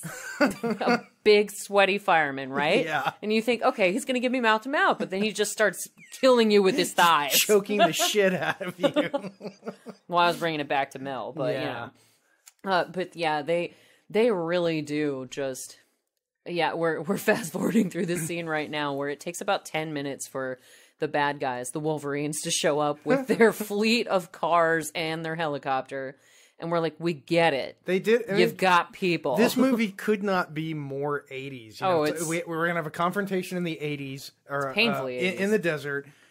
Well, we have to have the helicopter. Fight scene. No, wait, that comes later. Yeah, that's later. Yeah. God. Yeah. But Which is interesting because, when I was doing some research on this, so Bruce Willis was considered for the role of Riggs, which of course. Not that big of a surprise. Brian Dennehy was considered for the role of Murtaugh, but he didn't want to do it because he had played cops in, I think, like the last 3 movies he did. Mm-hmm. And he didn't feel like playing a cop again. Sure. But what was interesting was it was not only was Bruce Willis considered for the role of Riggs, but Mel Gibson was considered for the role of John McClane in Die Hard. What a different world it would have been. But imagine this, because I also found out that the other actor who was considered for the role of John McClane was Harrison Ford. I could literally see any one of those men playing that role. How much? I mean, I would pay serious money to see all 3. Yeah, I wish they would have. They should have just made the movie 3 times with each of those actors, them, absolutely. and they all 3 be. It would have been like all 3 Stars Borns. Yeah, but for men. Yeah, it would basically be top 5 Christmas movies ever. Those would be the top 3. Oh, 100%. Then A Christmas Story, then Lethal Weapon.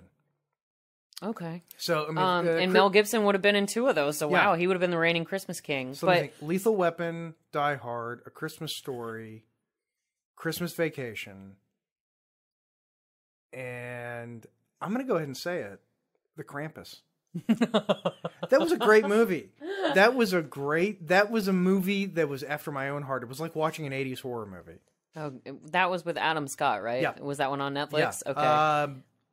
Ben Wyatt. Yeah, it was in Ben Wyatt. The Krampus. Yeah. That was a damn good movie. I'll need to check it out. But, wait for Christmas though, because it's totally. No, sits. I was about to say I'm not going to watch it right now, but speaking of just strange decisions and weird coincidences with casting, apparently when Donner was talking, Donner the director, I believe, was the reindeer.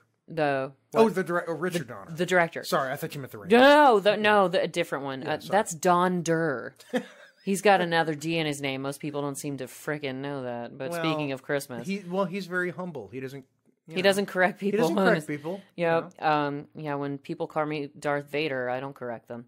But anyway. Ooh, we need to bring up our video. that we made. Yeah, so make a quick reference, and I'm coming back to casting because this is hilarious. Well, we don't have to do it now, but just at some point we have to talk about... Do a plug for your video. Yeah, it's great, listeners. I've seen it. Speaking of Darth Vader and Darth Jader, but with weird casting, Donner was talking to casting director Marion Doherty, who actually suggested Danny Glover for the part of Murtaugh because originally when the script was written, it didn't have a specific ethnicity in mind. So when she actually suggested to Donner, hey, did you see The Color Purple? What about Danny Glover? And I'm like, what? In what freaking universe did those two stories tell you that Danny Glover from Color Purple would basically the same movie? Really? I mean, Color Purple has fewer grenades. Miss Sophia is like, I don't think there's a helicopter, though. Miss Sophia is basically the hooker that jumps out of the condo. We're going to get death threats off of this podcast. You get a blowjob. Everybody gets... No. Oh, shit, we're recording. Unfortunately, they know where to find us. Damn it. Oh, come on. She'd find it funny. She's got a sense of humor. I hope. I mean, Gail's her best friend, so obviously she does. Aw. Poor Gail. But anyway. She doesn't use toothpaste because she doesn't want to get addicted. That's a different Gail. That's a different Gail. Now I'll never know where he left. You know where he left. Oh, your tongue feels so much different from my cat's. Oh, icky, there's a dead guy. Ooh, icky. Sorry. Gross. Back to the movie. Oh, yeah, that was pretty funny. Because this is like a 40-minute shootout scene. Yeah. Where Mel Gibson is sniping people because the bad guys think he's dead. And they have that distinct advantage. And this is actually the scene where I'm convinced it establishes that Mel Gibson is not suicidal. Because he has got a bead drawn on Mr. Joshua. And he doesn't take it. And he doesn't take it because a guy pulls a gun on him. Well, if you're suicidal... You're going to make sure that the bad guy goes down, even if you're going down Yeah, with who him. cares? I'm taking this guy out. Go ahead and shoot me. Well, and they had the role reversal there for a second because Murtaugh goes out there with what looks like a live grenade. Yeah. And Joshua's like, no, his daughter's right here. He's not going to do that. And he was like, she's going out with me. And he's trying to sort of be the Riggs of the situation. Yeah. And he doesn't quite pull it off. Well, and also because, not to be, and this is really being obtuse, I will admit, but if you did blow the grenade up, it would, given how everybody was standing, it wouldn't get all of them. It probably would have just killed you. And maybe the guy in front of you. The way he dropped it, yeah. Because he didn't throw it. Right, and this is one thing that Josh and I talked about because he was in the Army and he confirmed that they have a pretty confined blast radius because the way that the big bad guy goes out in this movie is he crashes his car, 3 grenades get their pins pulled, and all blow up together. And I was like, wouldn't that create a bigger explosion? He was like, nope, they've got a confined explosive That's the whole radius. point. Yeah. Although I do know a guy who, he was in the Marines and he was doing grenade practice. And he actually, during grenade practice, dropped the grenade. Yeah. Did not turn out well. Yeah. Oh, no. Yeah. So, I mean, we're not saying that they're not dangerous. What we're saying is, I don't think you're going to wipe out, Be 5 meters or more away from them, and chances are you might make it out to tell the tale. And I'm telling you right now, if I was in a limousine and some asshole in a helicopter was trying to stop me, I would take that goddamn helicopter down. There's no way I'm stopping. I'm going full Jeremy Clarkson. Oh, God. But whoever the actual helicopter pilot was for this movie, the stunt pilot, whatever, he is amazing. He's literally chasing a limo through the desert and just tapping on it like, hello, anybody in there? It's just so impressive. And now we get the guy who I'm pretty sure was one of the terrorists in Die Hard. It's very possible. I really think that this guy was the guy who was eating the candy bar in Die Hard. he may very well have been. I need to look it up. Or you tell us, listeners. Let us know. The fellow with the rubber gloves, which this should tell you how freaking crazy Gary Busey's character, Mr. Joshua, is, because he fully understands the physics of what is happening. So let me paint you a picture with my word brush. Mel Gibson is being suspended by his wrists underneath a pipe that is, just dropping water onto him. And we've clearly got some sponges connected to a little golf cart battery. It's like the bad guys in the 80s went to the same contractor. Yeah. Oh, what you need you need a pipe with dripping water. Yeah, no, we can do that, man. We can install that. Gonna be doing electrocutions here. Yeah. Leaky pipe installers. We can do that for you in a 24 hour turnaround. Like my wife's mouth. Boom. God. And suddenly you gotta watch Community. There's so many jokes that sounded more like Rodney Dangerfield. Like, no, that was an op-ed. Right. That was a straight up op-ed. No, but so anyway, the guy who's about to torture Riggs has some sponges connected to some sticks, which are connected to the battery bone, and he's about to, as Joshua explains, do electric shock therapy. What's really funny about it is that the guy doing the torturing is obviously smart enough to put on some big rubber gloves in order to shock a fellow human being, with water dripping everywhere and electricity. But Joshua keeps grabbing Mel Gibson while he's being electrocuted with his bare hands while he's being electrocuted. And you can see him. He's a good enough actor, at least, to acknowledge, I'm being shocked too. And he sort of jumps back when he's grabbing Mel Gibson's irresistible abs, which should show you how irresistible they are. Because if Gary Busey wants a piece of that, like, shoot. Yeah. Oh, yeah. He's just getting tortured and flexing the hell out of those abs. Busey hungry. No, Busey's thirsty. There's water.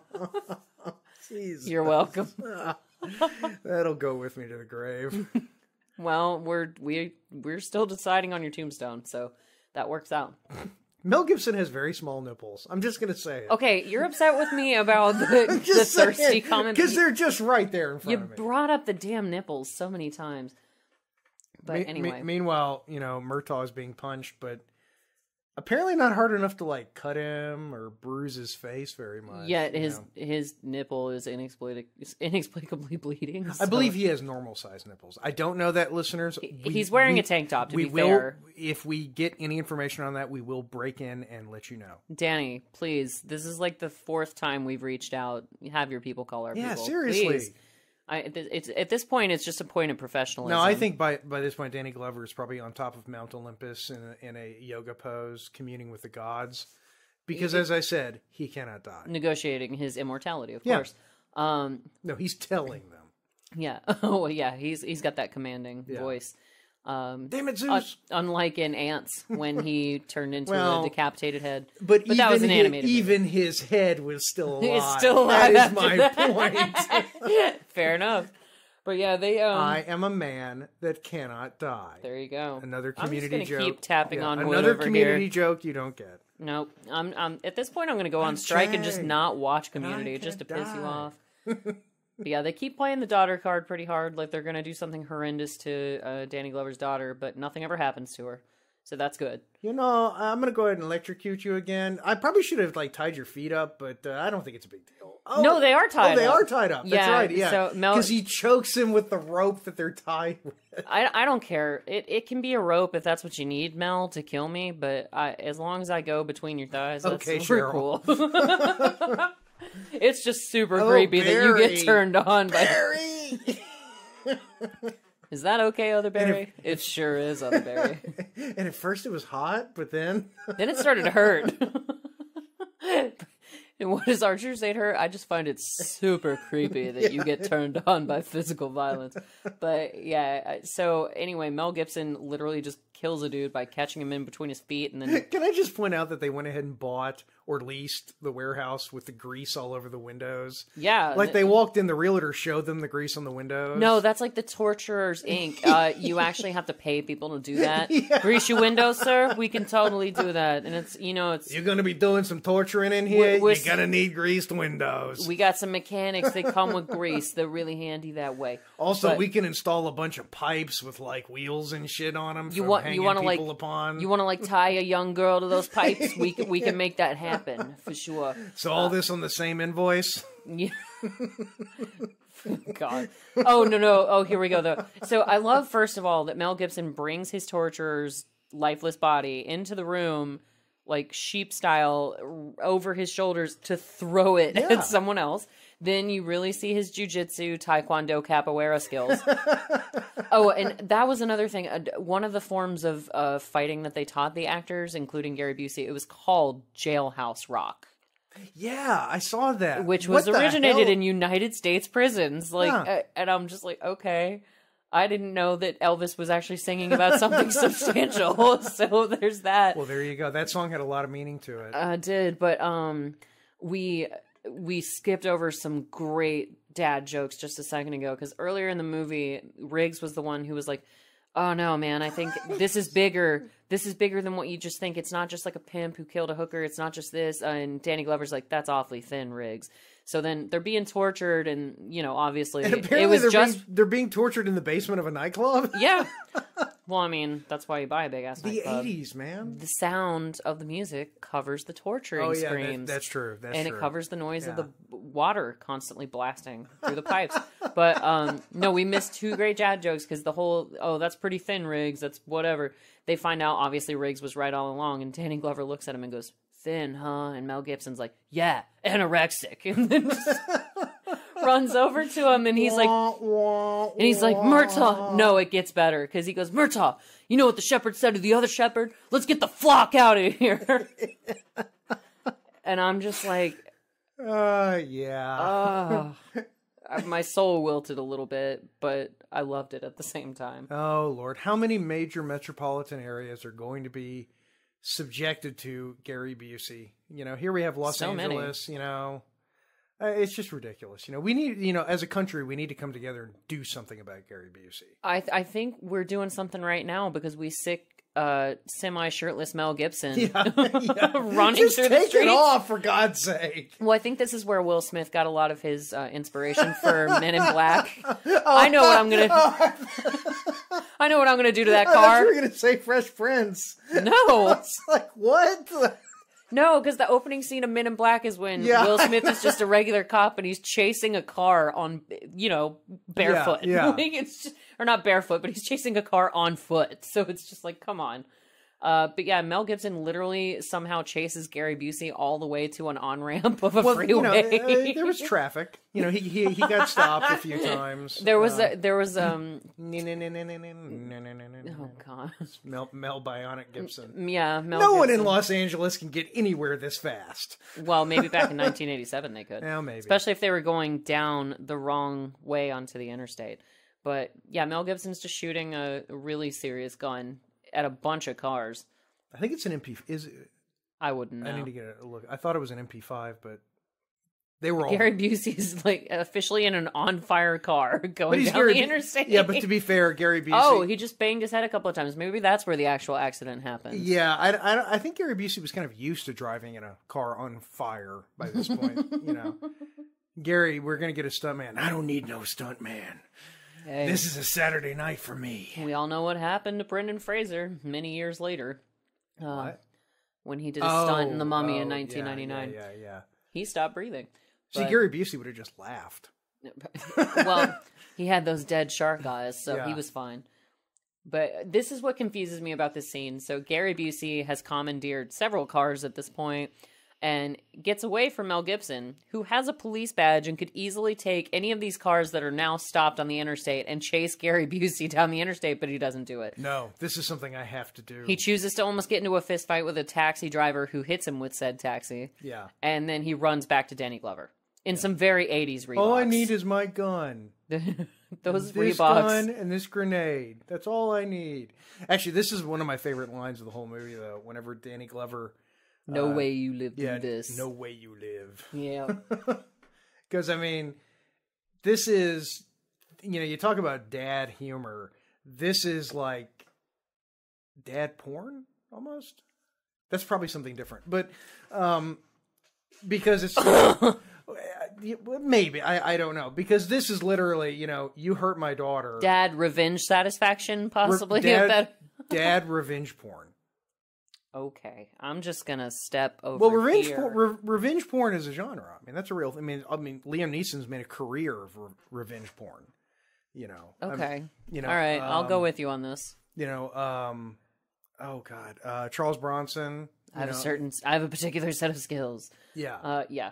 But yeah, Danny Glover, he does get the best of the bad guy, and actually one-ups him big time, because you think that he was just going to shoot him, or maybe make his car crash, but no, there are grenades in that car. Yeah.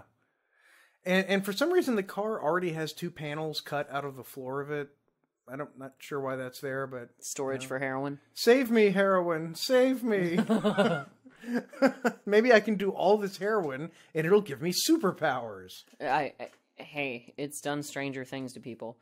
But, man, Danny Glover's rocking some guns of his own in this movie. Danny Glover's ripped, man. Yeah, he's ripped back in the day. But, okay, so Danny Glover... You know how many pull-ups he had to do to get that body? I bet you know the exact number. 1. Whoa. That's it. That's why he's up on Mount Olympus right now. No, it wasn't even a pull-up. It's just that yoga that he's been doing on Mount Olympus. If he did pull-ups, it would just be ridiculous. It would move the entire Earth. No, he's not going to do that. So, yeah, this is what I don't understand at this point in the movie. So, yeah, go for it. There's so many inexplicable things that happen, but this especially. Mao Zedong showing up suddenly. Yes, that guy. But no. So Joshua is clearly defeated. Yeah, he's dead. He's dead. No. The boss is dead. Yeah, Joshua, Gary dead. Busey, is still alive. Or the general. So instead of getting away, Joshua decides to go to Murtaugh's house and exact revenge. Yes. Which it's like, no, why? What do you possibly have to gain by this at this point? And this is what I really don't understand. So he pulls up to Murtaugh's house, and you think that he's got the drop on Murtaugh and Riggs. Right. Because he murders 2 innocent police officers right in front of Murtaugh's house. Yeah. He walks into blasts his way into Murtaugh's house. Then... By the way, that really doesn't open doors that well. If you just shooting them. It really just kind of puts holes through the door. Yeah. But then he walks around, blows up the TV because he gets frustrated with the whole Scrooge realizing, it's Christmas! And so he shoots the TV.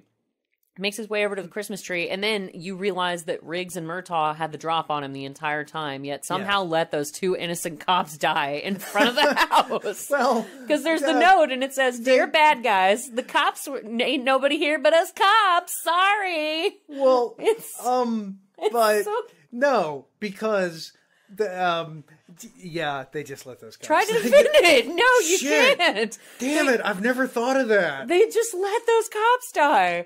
And then they use their car. They use the car that they were murdered in to jam a nightstick into the gas pedal to further damage Danny Glover's house. Because he's pissed if he's just like, let's just ruin the whole house. Maybe they had bulletproof makeup. Oh God! Quit it. You can't make it work. But this is the ultimate right here. Oh, this is the best. Fight scene. We're gonna have a fight scene. This is literally that's all that just a fight scene. There's nothing to this but a fight scene. It doesn't help the story. It doesn't serve any purpose. No, and apparently if you're a senior detective like Roger Murtaugh, you can just tell all the cops, no. Let this happen. Well, there's a little bitty line that I think a lot of people miss, because basically before we get to that point, Mel Gibson, and this reminds me of Boondock Saints, even though I know this came way before Boondock Saints, where you remember when the detective, Willem Dafoe, shows up as a hooker, and that Italian guy's like, "You want a shot at the champ, baby?" And Mel Gibson's like, "You want a shot at the title, Joshua?" And I'm just like, oh God. Yeah. But help me. It wasn't just a random woman running across the street. Well, you got to have that in a neighborhood, but you don't. Mr. Drysdale. Oh, Mr. Drysdale. You don't have any rain happening in LA that day, so they had to cultivate it by running into a hydrant so that it looks like it's raining. And Mel Gibson's literally like, "You want a shot at the title?" And now he and Gary Busey are just like taekwondoing, capoeiroing, jailhouse rocking each other. And we need dramatic lighting, so make sure there's a helicopter. Yeah, just like shining down. But there is a dispatcher on one of the radios where she's like, "Well, the chief is on it," because remember they commandeered the chief's car to get to Murtaugh's house. Yes. And the dispatcher's like, "Until the chief arrives, Murtaugh is the senior officer on the scene." And so he's like, "Yo, back off. This is my call. It's my responsibility." But it's the dumbest crap I've ever seen. Well, yeah, it's your responsibility, but if this guy gets away and kills folks, I don't think that's going to really go over that well. Well, it was his responsibility. I don't even see how like Joshua would want to fight. He's done. Like there are 50,000 cops there at this point. There's a helicopter. Mel Gibson is now shirtless. Yeah, and he's beating your ass. So I don't get it. But that's the thing about 80s bad guys is that the one thing an 80s bad guy cannot ever do is realize that he's outnumbered. I'm the 80s bad guy in an 80s movie. It's like that I can't win. It's like if only Mel Gibson had that Patrick Swayze move from Roadhouse. The roundhouse kick? No, where he rips the guy's guy's body in half. That if only he had, because he just did a roundhouse kick on Gary Busey a minute ago, and that clearly didn't do it. I'm going to throw you in this car. Well, and Mel Gibson's not the biggest guy in the world, no. I think he made up. He's like a kind of like a chihuahua. He made up for it with craziness and it just took energy. It took them like 4 days to film this scene. Oh God, they got so much footage that they had to cut down to actually make this scene. Well, and at that point, I wouldn't even have let them cut it. No matter, like, it would have been like, guys, we worked for a week on this. No, we're not cutting it. But Danny Glover, it's kind of childish in a weird sense, like almost like cheering his dad on in a fight where he's like, "Break his neck, Riggs, break his neck." And it's so forced and so weird. Well, and but the thing is though, even in a movie like this back in the 80s, they knew how to write a script. Danny Glover's character arc involves his daughter being kidnapped. And this is a guy who was perfectly willing to hurt his baby girl. So, yeah, Riggs, break his neck, like... No, he wasn't willing to hurt his baby girl because he had a smoke grenade. Well, no. Joshua. Joshua was I thought you were talking about the desert thing. Joshua was willing to hurt his girl. So he's like, yeah, kill him, break his neck. No. I understand the reasoning behind that at the very least. But once again, Mel Gibson puts another grown man in between his thighs and nearly murders him with his crotch. And he doesn't kill him. Yeah. Yeah, he's like, you know what? It's not worth it. And you're like, wasn't it though? Because this guy sucks. Like, and all over one shipment of heroin. Yeah. One. But it's the shipment. It's the 80s, the shipment. Yeah. And it's all the way from Laos. I'm Laotian. So, and then you get this. Oh, you haven't seen that since 1987. That slow mo just, and then they both get to kill him together. Yeah, and scream while they do it. And Gary Busey's dead. Welcome to the party. Oh shit, that's a different movie. You can't stop crossing over your 80s movies because it's such an awesome scene when Carl, the one with the fabulous hair. You killed my brother. I'm Agent Johnson, and I'm Agent Johnson. And we're with the FBI. FBI agents don't hold hands. These ones do. Oh, yeah, and then we, Riggs' wife is dead. Wife, blah, blah, blah. And... It's fortunately raining that day. Yeah. But it wasn't when he was having his dramatic ass fight scene with Gary Busey. Yeah, California always bitches about being in a drought. They just need to have more like dramatic moments because apparently it always rains. Bring Mel Gibson and Gary Busey to town. I mean, their cemeteries must just be flooded. They must be, especially if they're filled with the ex-wives of Mel Gibson. Ex-wives. Ooh, that's what he would call them. During his crazy stage. They're exes. And I love he King Henry'd them all. Are those scars or just like magic marker? I was sniffing magic markers, kind of got out of hand. It just they got away from me. Yeah. And then Danny Glover's kid, who clearly has just a mad crush on Riggs. Well, I mean, who wouldn't?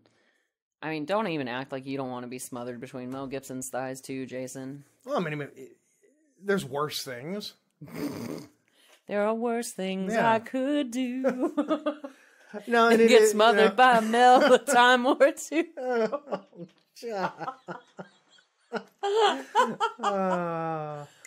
This might be one of the I love this movie. If it makes us laugh this hard, it must be worth watching. Yeah. I actually rented it twice because I ran out of time trying to watch it the first time. And Josh was like, "Oh, go ahead. We're watching this shit again, aren't we?" Yeah. And I was like, "Yep." And so it does wrap up with a nice little Christmas moment. Yeah, Mel Gibson, he gives the bullet to Danny Murtaugh, Glover, basically saying, I'm not going to kill myself. Because there are no other bullets in the world. Well, it's, I know, it's a symbolic gesture. Yes, I get it. And then, that wraps it up. Well, then he gets invited to Christmas dinner. Yes. And his dog, so this is an interesting story I read on Mental Floss as well. The dog was not originally supposed to be Mel Gibson's dog in the movie. Oh. In one of the original versions, when you first meet Riggs, he's drinking with like some dock workers at 8 a.m. and they're tormenting this poor dog. And Riggs beats the holy hell out of all of them for bothering the dog. Yeah. But in this version, the theatrical version, it's just his collie dog that apparently likes to spend its mornings on the beach and then comes to check on Mel in the morning when he's naked. Because that's why dogs are awesome. And that's why I have Like dogs. that. I mean, shoot. So, yeah, lots of different things could have happened in this movie. There was even a moment in one of the other versions of the script where, because the whole thing is like progressively like Riggs is crazy. Riggs is really crazy. Riggs is super crazy. But then it turns out the craziness helps. In one of the scenes that was cut or like maybe didn't even get filmed, Riggs actually saves a playground full of children from being shot up by a sniper. Yeah, which I don't think really progresses the story, because unless one of those kids belonged to somebody else, Mr. Hunsiker or whatever his name is. Yeah, I don't know. The guys who made these movies, they knew what they were doing. I mean, action movies nowadays, you don't have somebody there saying things like, well, how does this advance the plot? I know it's an action movie, but I mean, hell, if you watch Predator, you can follow the script and see what they're thinking, and I think Lethal Weapon does a good job of that. And this is the only Lethal Weapon movie without Joe Pesci. Oh my goodness, I didn't even think about that. Yeah, Joe Pesci doesn't show up until Lethal Weapon 2. Well, because I actually discussed this with the great Morgan Rogers, who will be a guest on our show when we do Ferris Bueller's Day Off, listeners. Yes. For those of you who want to hear Donka Shane. But I was talking to my dad about it because he loves hearing about the episodes that we're filming, and he remembers a lot of the movies from the 80s and whatnot. And he was like, what movie are you doing today? And I said, Lethal Weapon. He goes, cool, be funny. I was like, great advice, Dad. Thank you. Solid. So I think that's what Richard Donner told Mel Gibson. I would hope so. Be funny. Be funny. Okay. You got it. He nailed it. So there's that. Well, folks, this has been our trip down the memory lane, which has the house of the Murtaugh family upon it, and I think probably a lot of other houses from Warner Brothers movies. Yeah. We hope you've enjoyed it. We hope that you tune in to our next episode. And in the meantime, go check us out on the web. We are at hindsighthorrifying.com. We're on Twitter. The show is on Twitter at Hindsight Horror. Yes. I am on Twitter at North Foggy. And as always, I am at Darth_Jader_. And you can reach me via email if Jason ever fixes it at darthjader@hindsightishorrifying.com. And you can reach Jason at hindsightishorrifying.com. So who uses email? We've also got like a Facebook page and some other nonsense going on, but we're starting to feel a little desperate, listeners. So maybe you want to reach out to us and tell us what you want to hear, or maybe even access our Facebook page for this special treat. Oh, that's right. We have to plug the YouTube video, which we need to put that on Twitter and Facebook. Not just that, but listeners, if you go to our Facebook page, you will find our phone number. So I'm not even going to tell you what it is because I'm going to make you work for it. Find our phone number and give us a call. Tell us what you want to hear. Bastards. Yeah, God, I feel like one of those needy chicks who keeps texting a guy. If you're Australian, don't worry. I'll PM you later. Yeah, we will send love letters to each and every one of you individually. We actually have a relationship with everyone in Australia. Yeah, because they actually care. Yeah. Yeah. But we do have a video that we whipped together on a whim. Pure genius. Basically, what happened was, for some I don't know reason, my 9-year-old son and I were talking about Star Wars, and he decided to start doing various Star Wars voices as cowboys. This is something 9-year-olds do. David's awesome. Yeah. And so I said, hey, let's find out what happens when we play the trailer for episode 4 with the theme to the Dukes of Hazzard. And it was quite amusing.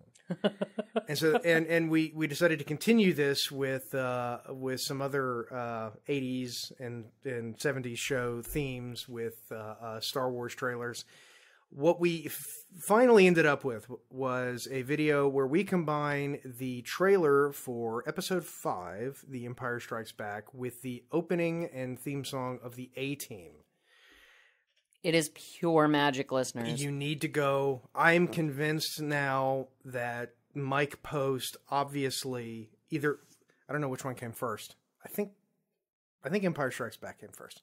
One of them used the other as a reference because they just go together too perfectly. It's like Dark Side of the Moon and The Wizard of Oz. It's like delightful parody, but you can actually take it seriously. But that's going to be on Facebook, Twitter. It's on my Twitter already, but we'll have that up everywhere. Until next time, then, thank you very much for spending your daytime, your nighttime, your drive time, or whatever it was with us. And we hope that you enjoyed, and we'll see you next time. So signing off, this is Jason. And Darth Jader. Have a good evening, or whatever. Laters.